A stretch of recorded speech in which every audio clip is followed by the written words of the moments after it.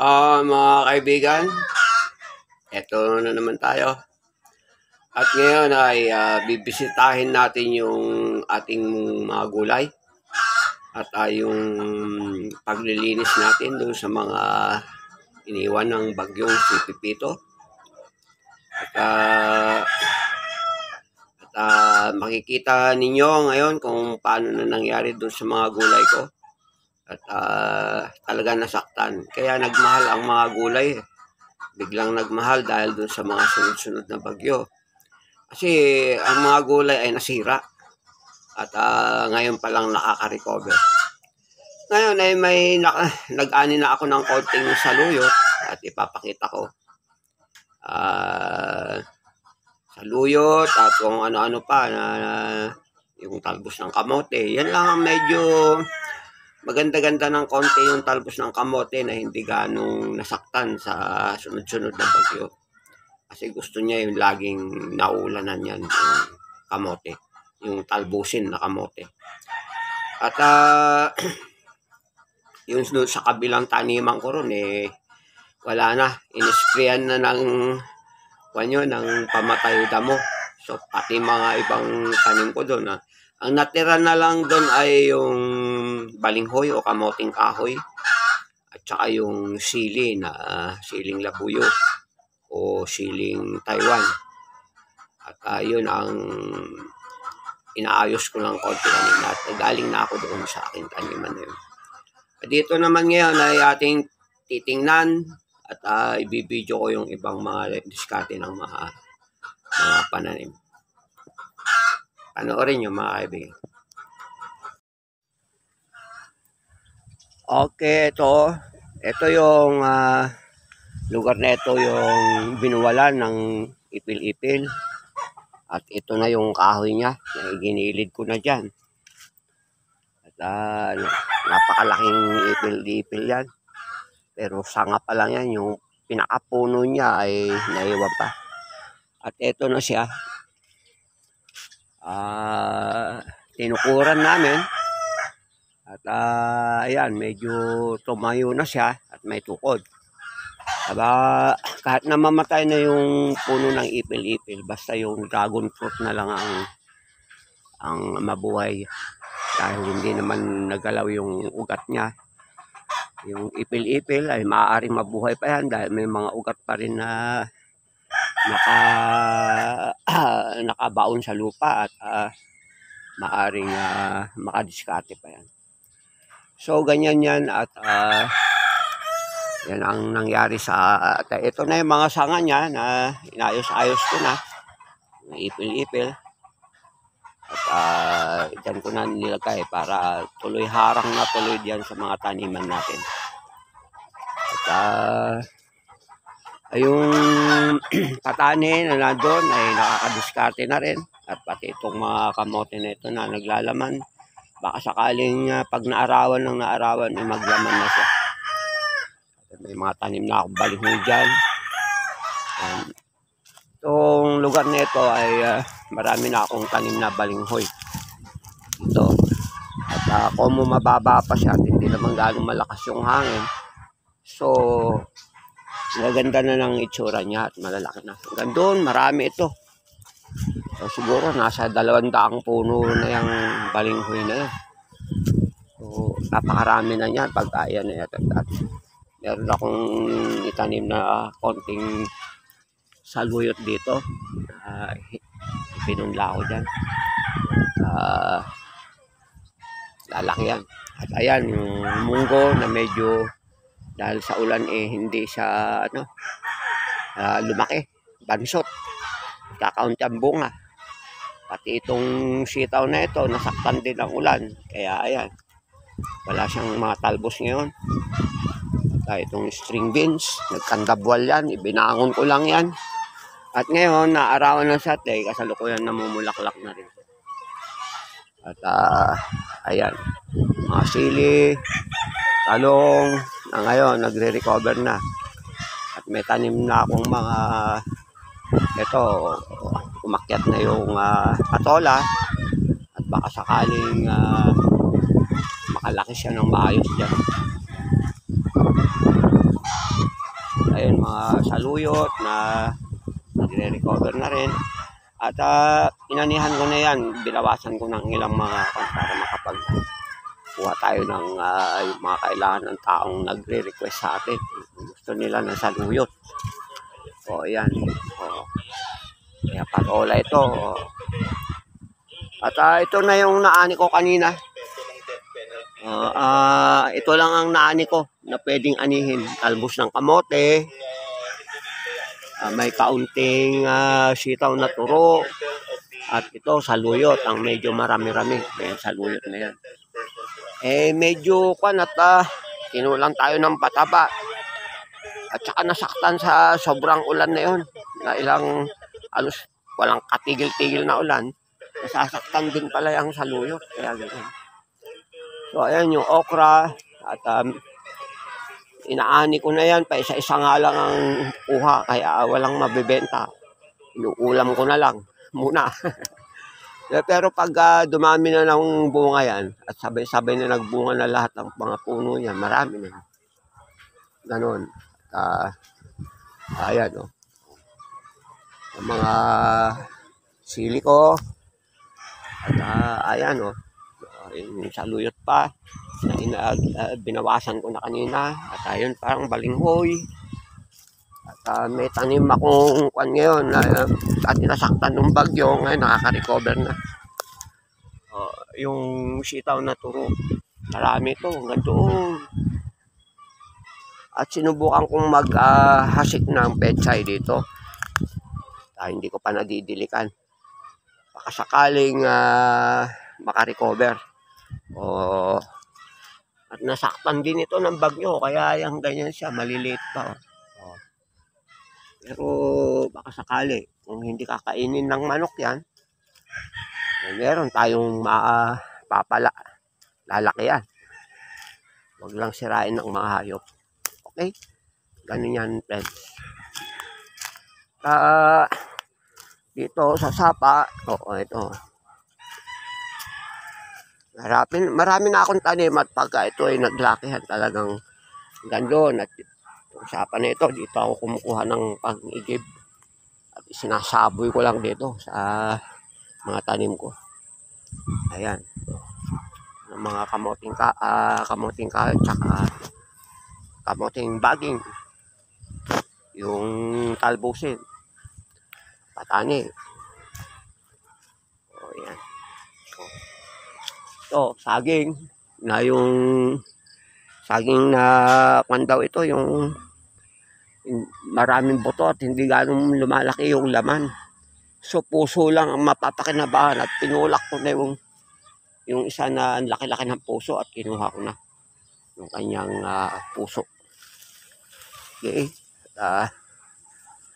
Dito na yung sapa pang pinag-iigiban ko na kung minsan nag-uumang ako dyan sa gilid niya ng mga amingwit at nakakahuli ako hanggang doon. Kanina nga lang may nahuli na ako isang buligdit na naman. Okay? Ayan, ganyan ang mga tanim natin. Ito, meron na ako napalusot na isang puno ng sigarilyas. At ito, mayroon siyang isang bunga na naligaw na bunga niya. At kasalukuyan pa lang siyang kumakapal. Hindi pa nga namumulaklak eh. Pero bakit may bungang ganun dun? Nakalusot yun. Okay. At ito yung papaya na nabwal. Nabwal to. May dalawang bunga dyan. Sa pagbuwal niya, nakatanggal yung dalawang bungang malalaki. At itinayo ko yan. Yan. At makaka-recover sigurado ito dahil hindi naman nalanta. Okay? Ayan, may mustasa akong hindi naman ito pambenta. Kinukuha lang namin dito para pang-ulam na lang yan. Ganun yun. At may mga ilan akong pirasong tanim na siling panigang yan. Baka sakaling mapakinabangan natin at namumulaklak na siya. May bulaklak na siya. May baka sakali. At marami na nakapasingit dito sa okra na yan. Yung mga siling panigang yan. So, ganun lang friends. At ito ang ating mga talim. Marami pa akong ipapakita sa inyo mamaya tayo sasama natin dito sa ating video na ito. At ito ang diskarte ko sa pagtatanim ng kamuting kahoy. Pagka may inaani ako at pinutol yung mga sanga niya, yung trunk niya, ay pinuputol-putol ko ng mga 1 foot o mga 10 inches. At pagkatapos ay isinasandal ko muna dyan para at binabasa-basa hanggang sa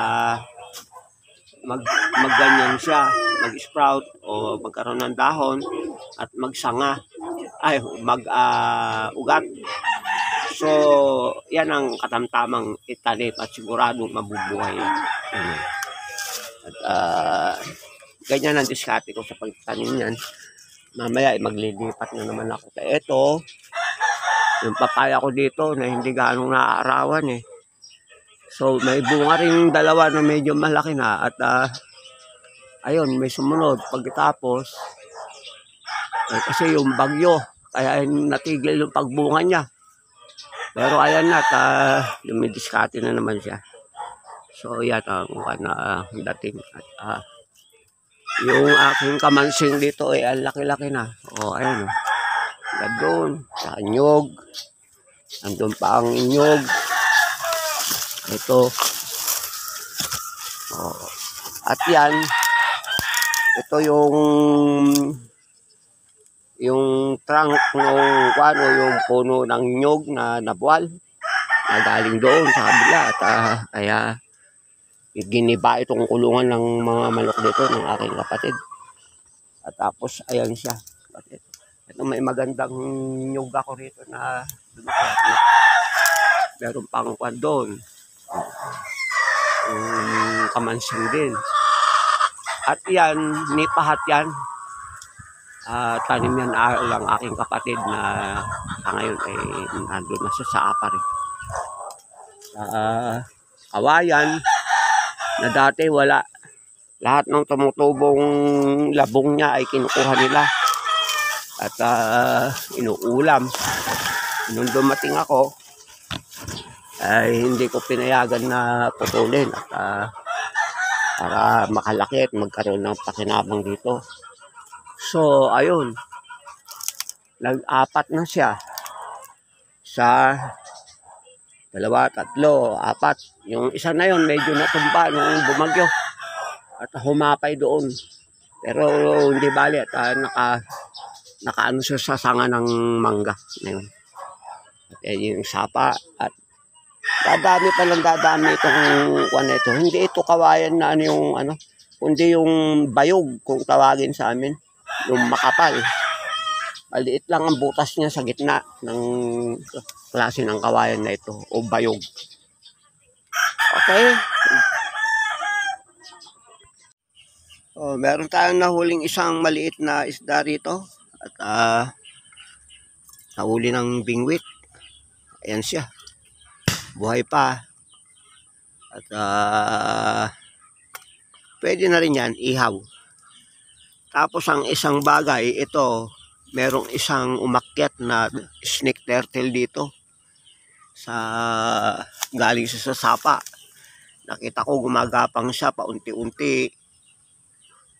At pinabayaan ko siya dyan nung kwan. Nakita ko ala na siyang buhay. Nandyan siya. Maaring may nakain na hindi maganda itong snake turtle nito kaya namatay siya. Yun, ganyan nangyayari dito. Yan yung mga snake turtle na kumakain ng mga isda ko minsan dyan. Maliliit na isda. At lalo na kung nahuli ng bingwit, minsan ulo na lang natitira dun sa bingwit dahil kinain na nila. Mga ganyan yung mga isda na yan, mga voracious ang dating. So, yan ganyan nangyayari rito. Mga bagay na Kuminsan ay weird. At sila mga isda dyan, pagong, may higat o yung palos na kiwit kung tawagin dito. Nagkakainan sila, naghahabulan at kung sino yung mahina, yun ang talo. Ganon. So, ganun lang mga friend. At sana'y nagustuhan nyo itong video ko na ito. Post ko na ito. At dito sa ating halamanan. At ito ay episode 37. Ilalagay natin sa ating The Province dito sa YouTube. At picture niya ay dito sa halamanan. At ang mga bagay-bagay na nangyari pagkatapos ng bagyo. So, ayan. At titigil natin dito para magdidilig tayo. Kasi medyo sobra na ang init ng araw at natutuyo na yung mga halaman natin. Kaya magdidilig tayo ngayon. Wala problema dahil napakaraming tubig dito sa sapa na ito. Okay? At salamat sa inyong panonood. Mulit-muli ay tiyaga lang tayo at magsikap sa buhay at laging maging matatag. Manalangin lagi ang sa ating pong may kapal at hindi malalayo ang pagtulong niya sa atin na balang araw ay mabibiyayaan tayo mula sa kanya. Salamat mga kaibigan o mga guys. Enjoy sa panonood at sana nagustuhan ninyo ang video ko na ito. Bye-bye!